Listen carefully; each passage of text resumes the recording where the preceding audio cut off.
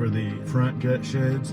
Be aware there's two screws here, one on the front, one on the back, that help hold the door trim in place.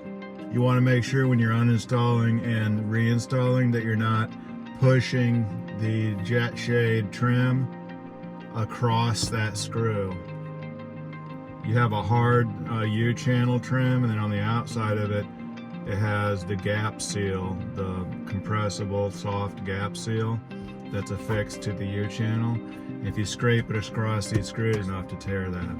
Reflective side goes out, facing out, and the right side shades have the blue Velcro pull tabs, and then all the left side ones have black pull tabs, so that's how you tell them apart. Reflective side out, blue tabs on the right side of the airplane. You can see how they're bigger, so that's how much bigger the actual shade is versus the smallest portion of the openings. This shade, if I just hold it up against the window, you think there's no way that's possibly going to fit. But the windows curve outward, so when the shade curves outward, it pulls the sides in, and then there's that gap between the door jambs and the window. There's a gap in there. So I'm flexing it out, kind of getting the top two corners in there, and then the bottom two corners, and then I'm holding that in place, just pushing. And you saw how I pushed in the middle of the window. You don't want to do it, try to push it all in at one area and put all your force. Don't worry, I mean, these things don't even fingerprint as long as your hands are reasonably clean. Get those corners in there and you're kind of holding it upwards. I'll do that one more time. Again, remember I'm flexing it out. See how I didn't pull it across those screws? I flexed it out and then popped it out. So I'm flexing it, bowing it, kind of getting the top to fit, and then flexing it and flexing these bottom corners into place. And then I'm holding it like this, and I'm distributing all of my pressure in the middle. There's probably 4 to 6 inches between this shade and the window. The 4 corners are in, and it's just bowed out like a bowl towards the interior of the plane. And then all I'm doing is spreading that force, pushing it and popping it into place. If you want a really tight fit, longer trip or whatever, you can see how this is loose right there. So I'm just gonna knead my way around and push all of that into place. And then if you need it to fit a little bit tighter, there's that U-channel that's part of the jet shade. I mean, you can push that on that. I don't know if you heard it, but it had slipped up in this top section a little more than I wanted. In between the panel and the window, it kind of slipped up in there, just a millimeter or two more than I wanted. And that was creating a loose corner. So I just worked my way around until I made sure it was nice and tight and squished up in there properly all the way around.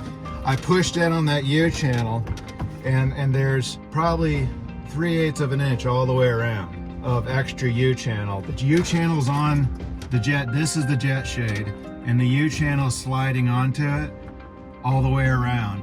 So you can basically slide that U-channel a little bit to if there's a loose corner. So now you see how I'm pulling on that corner and it's tight.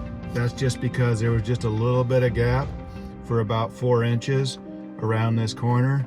So I just kind of push that U-channel down like that.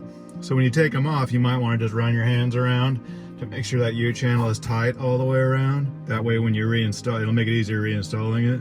So that's that micro adjustability that makes these jet shades just fit. I mean, that thing is just tight as can be around that window with no light coming through, no chance it's gonna fall off. It just looks permanently installed if it weren't for the pull tabs there.